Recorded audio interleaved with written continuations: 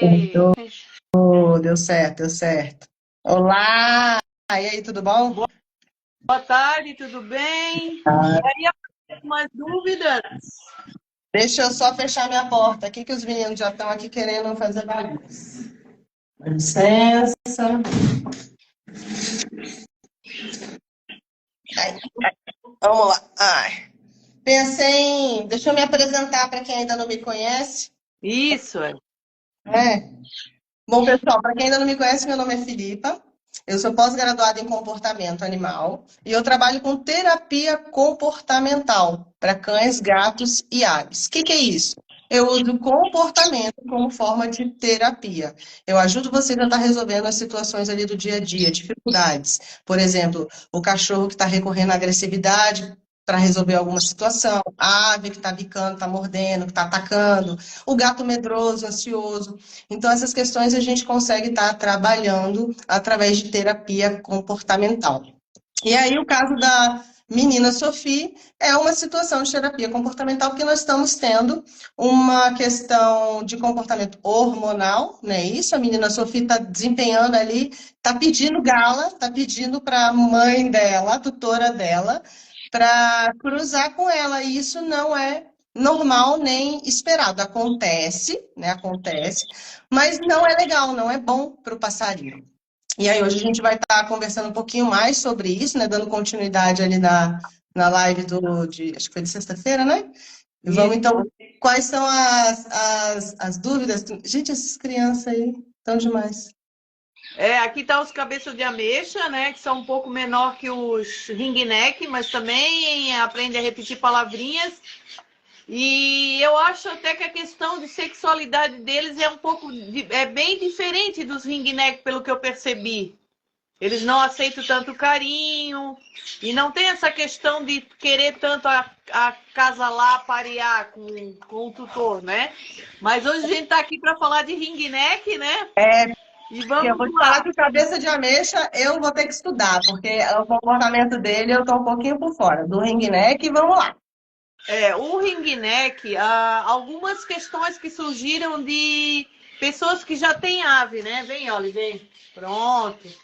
O Oliver. Ah, que já tem um filhote e surgiram algumas questões. Algumas pessoas que já têm adulto, outros pets, algumas questões, né? Então eu vou estar colocando para ti e tu vai estar Vamos conversando. dando um retorno para nós de o que tu acha, né? Então, uma questão que surgiu bastante assim, né?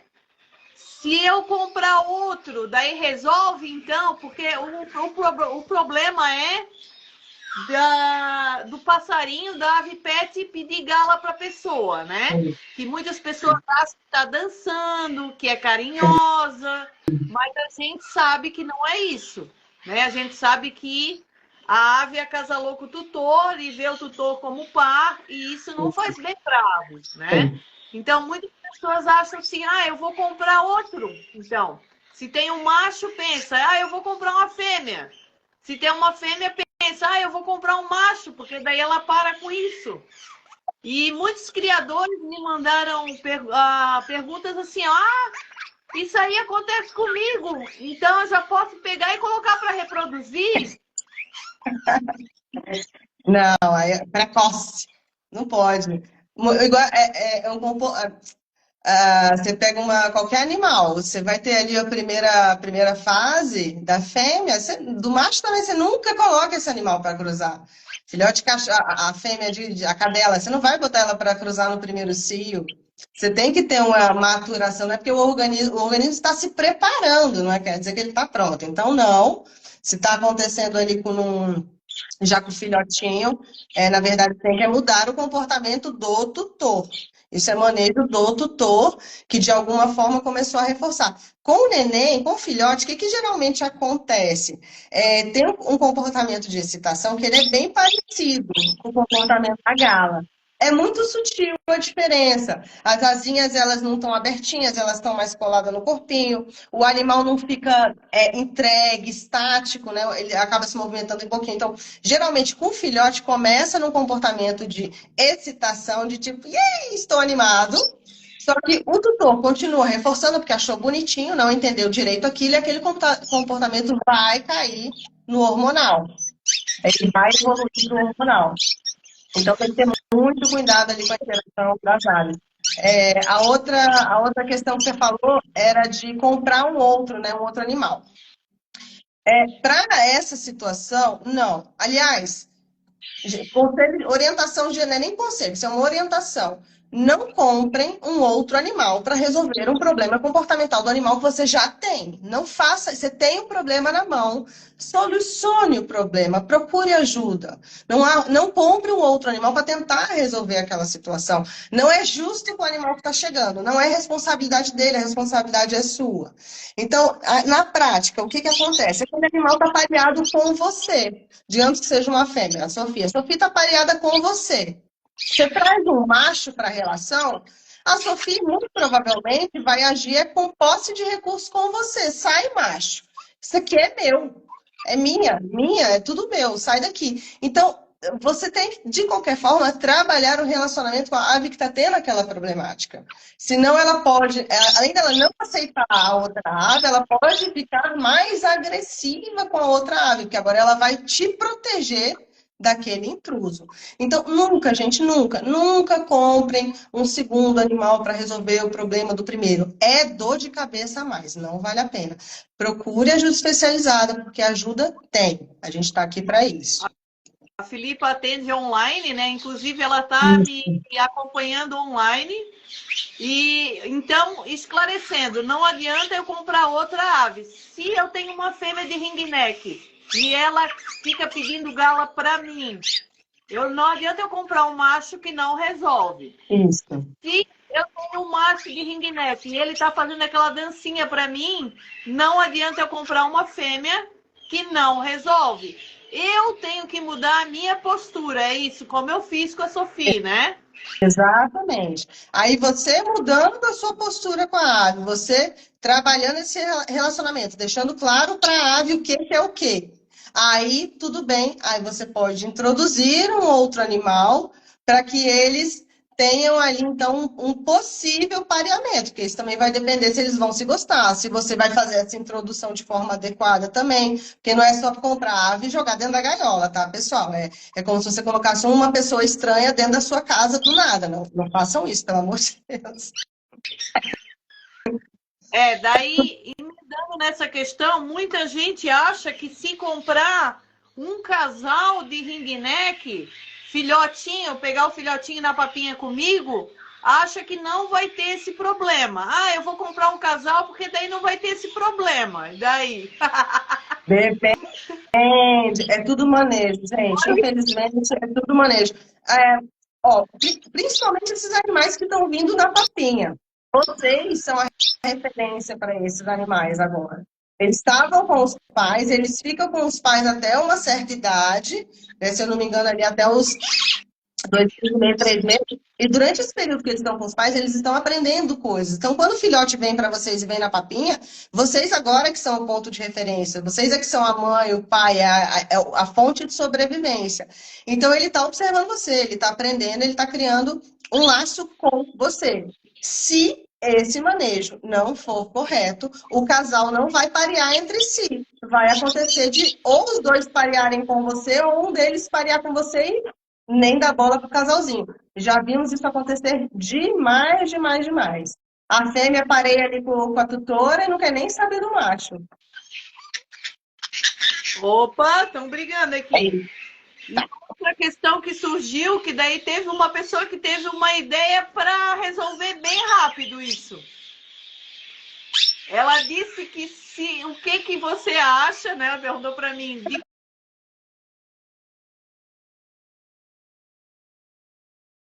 colocar um espelho dentro do viveiro. Não, espelho não. O espelho é muito, muito ruim. Por quê? O espelho, ele pode ter duas reações da ave. Ou a ave gostar, ou a ave desgostar. Só que o espelho é irreal, é uma interação irreal, é falso. E o animal não sabe, ele não tem a ciência de que aquilo ali não é irreal. Então, a longo prazo, espelho causa frustração. Se eu já tenho uma ave que está tendo comportamentos hormonais, ela não está podendo dar vazão a esses comportamentos hormonais. Pessoal, vamos lá. Todo comportamento tem um porquê. Se o animal está tendo aquele comportamento, ele está entrando num ciclo de reprodução. Na cabecinha dele, o que vai acontecer? Agora eu vou cruzar, vou ter filhotes, vou cuidar da minha prole, né? Agora é a sobrevivência da prole. Tudo isso começa a girar ali na fisiologia do bichinho. Quando tu bota um espelho irreal, um animal que já está com esse ciclo interrompido, mais frustração. Você já tem a frustração sexual e agora você tem essa frustração da irrealidade do espelho.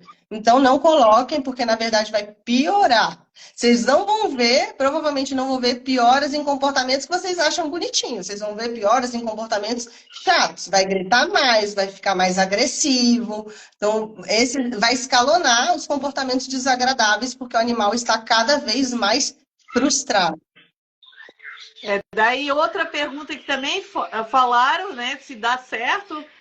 A mesma coisa que o espelho, colocar uma foto de outra ave dentro do viveiro. É a mesma coisa. É a mesma coisa. Vai dar no mesmo. Não, ou vão arrumar uma outra ave, mas trabalha a relação da primeira ave. Ou não bota foto, não bota espelho, nada que dê reflexo. Isso faz muito mal para qualquer ave. Espelho faz mal. Qualquer coisa que reflete faz mal. Se você tem um espelho aí na sua casa, tem esse hábito, pode tirar. Em questão de bem-estar para o animal, não é legal. Vamos sempre pensar, pessoal, em bem-estar a médio e longo prazo, tá? Esses bichinhos vivem aí 15, 10, 20, 30 anos. Outra questão que colocaram também, que as pessoas sempre querem facilitar, né? E daí veio a questão que a pessoa falou assim, mas o meu não dança para mim, ele dança só pro puleiro que tem no viveiro dele. Posso deixar, então? Não tem problema? Infelizmente tem problema. Se está fazendo e não está fazendo para uma fêmea, se está fazendo e não está fazendo para um macho, tá errado. Acabou, não tem discussão, tá errado, tem que ser ajustado. Então, se está fazendo para um objeto inanimado, tá errado, você vai ter que trabalhar. Você vai ter que redirecionar. Como é que a gente trabalha essas situações? Não é simples, porque você não pode ver o indivíduo apenas naquele comportamento. Você tem que ter uma visão macro de bem-estar. É a mesma coisa que, por exemplo, situação aí que aconteceu no criador, o ataque da coruja, né, que atacou. Então, a gente teve um ataque de coruja durante a noite, os animais ficaram super estressados. Esses animais, no dia seguinte, vão estar super legal? Ok? Feliz? Não vão. Estarão estressados. Isso vai influenciar no treino, na dinâmica, na conduta, no que você vai precisar ajustar? Claro que vai. Então, se, por exemplo, com a Sophie, a gente está trabalhando no redirecionamento, está olhando também a questão do enriquecimento ambiental.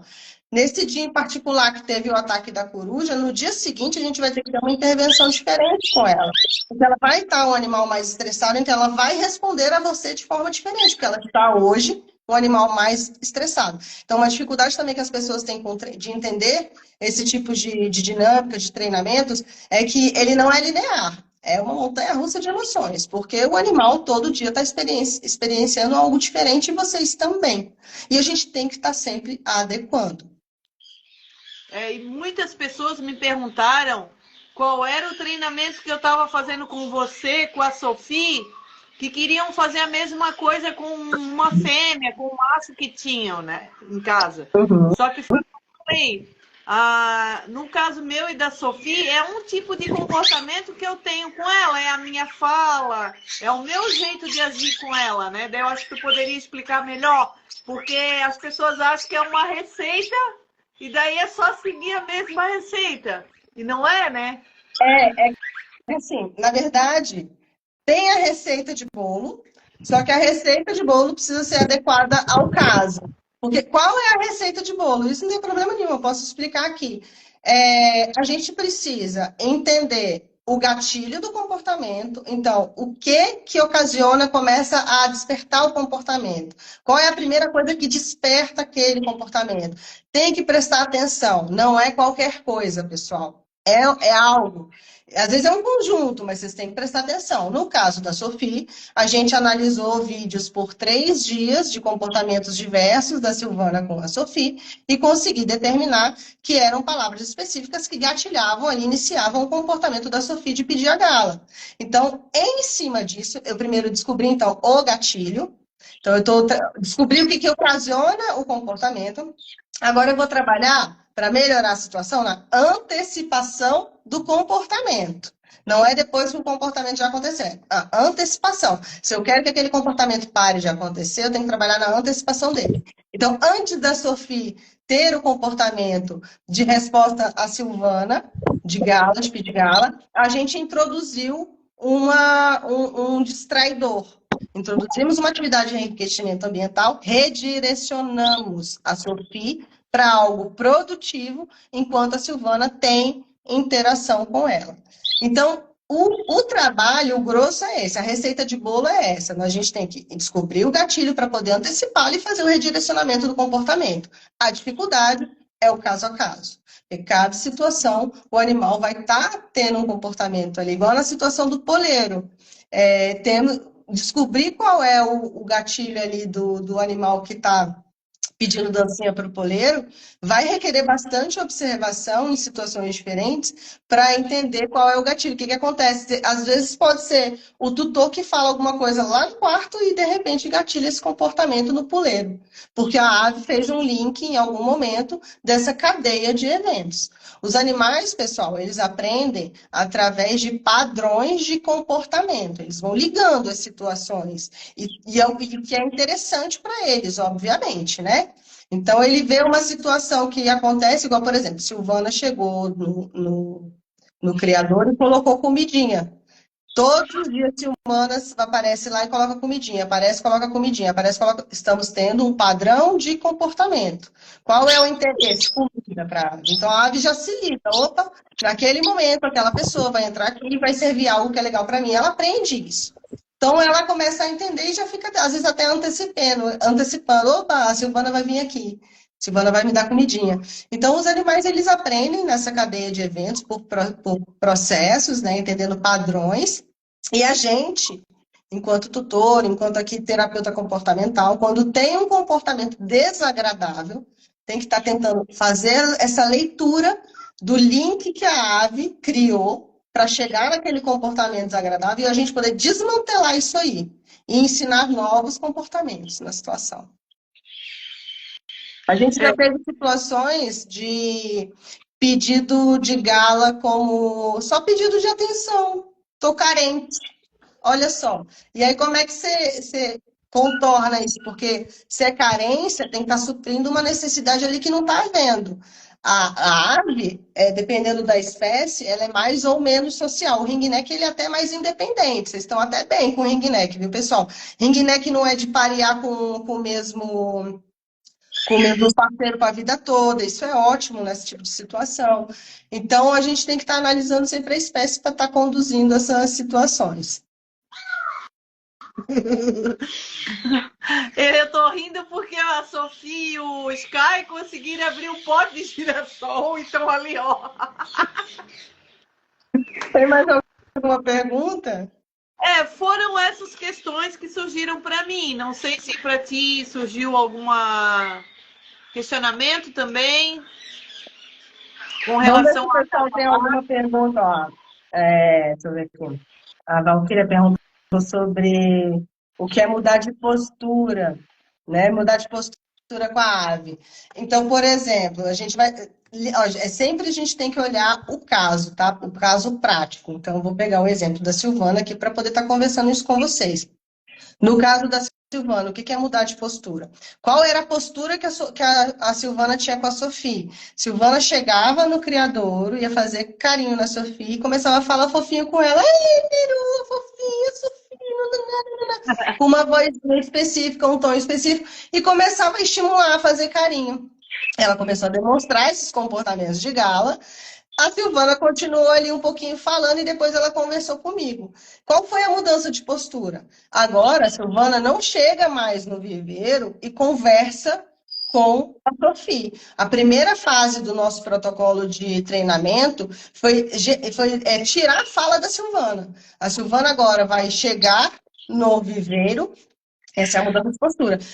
Não vai falar nada, boquinha de siri com a Sofia, e vai oferecer um alimento de enriquecimento ambiental ali para ela, uma folhinha de couve, por exemplo, e vai fazer carinho nela. E acabou e vai sair dali. Essa é a interação daquele momento, esse é o treino daquele momento, essa é a mudança de postura. Como é que os animais aprendem? Padrão de comportamento. Então, agora a Silvana vai fazer esse padrão de comportamento. Todas as vezes que ela for lá no viveiro, ela vai atuar desta forma, para que a Sofia comece a aprender essa nova postura, esse novo comportamento, essa nova relação entre as duas. E dessa forma, como agora a gente tirou os gatilhos, né? Então a fala era um gatilho, a gente cortou, o animal não está ficando mais excitado, ele, na verdade, está ficando distraído com o belisquete que ele está comendo, então ele está calmo, ele está tranquilo, a fisiologia dele não está gatilhando para a parte hormonal e ele está recebendo o carinho, o cafuné da tutora. Estamos mudando a relação deles. Através dessa repetição, com paciência, com calma, com ajustes, porque, igual no outro dia a gente conversou, a Sofia acabou fazendo um pouquinho do comportamento, né? Como eu disse, o treinamento ele não é linear, ele é uma curvatura. Então, aos pouquinhos, mas com a repetição desse comportamento, a gente vai ali alinhando essa relação das duas, essa comunicação das duas. Geralmente, o maior problema que vocês têm é comunicação. A ave fala passarinho, vocês falam português. Tem que chegar no meio de campo. É uma das coisas que eu ajudo vocês a fazer, a entender, olhar para a ave, ler aqueles comportamentos, ver o contexto, linkar a emoções e conseguir interpretar para poder agir da melhor forma possível com aquele animal. E aí vocês conseguem ter um relacionamento com aquele animal. E literalmente, vocês desenvolvem ali um relacionamento com uma pessoinha, gente. É uma pessoinha. O nível de inteligência desses bichos é absurdo. Tem bichinho aí que supera cachorro e gato, tá? Tem a vizinha dessa aí que é pior que Border Collie. Surgiu mais uma questão ali, Filipe. Tu quer dar uma olhada ali no final das perguntas ali de quem entrou? Cadê? Peraí.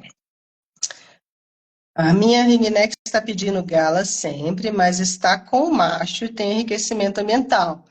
É exatamente a situação que a gente estava conversando. Se ela está pedindo gala para você, ela tem que trabalhar o relacionamento com você. O problema está no relacionamento de vocês dois, independente se tem um macho ou não. Enriquecimento ambiental, se não está sendo feito de forma adequada para aquela ave, não adianta. Ela faz o enriquecimento ambiental, você vê ela fazendo, ela destrói os brinquedos que é para destruir, ela está forrageando. Pessoal, dica maravilhosa. Ringneck, na natureza, ele passa 80% do tempo forrageando. Forrageando. Vocês sabem o que é isso? Que é o procurar comidinha? 80% do tempo o animal passa procurando comida. Então, imagina que o animal ele fica acordado durante 12 horas. 12 horas, 80% é procurando comida.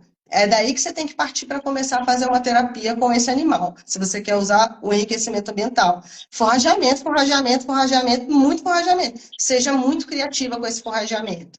Só que, de qualquer forma, você vai ter que fazer um trabalho de redirecionamento com ela, se o problema está sendo você. Porque só o enriquecimento ambiental pode, mesmo que você carregue muito no forrageamento, pode não ser suficiente, dependendo do tanto de tempo que isso está acontecendo. Igual, por exemplo, a Sofia, a gente a pegou ali com 2, 3 dias.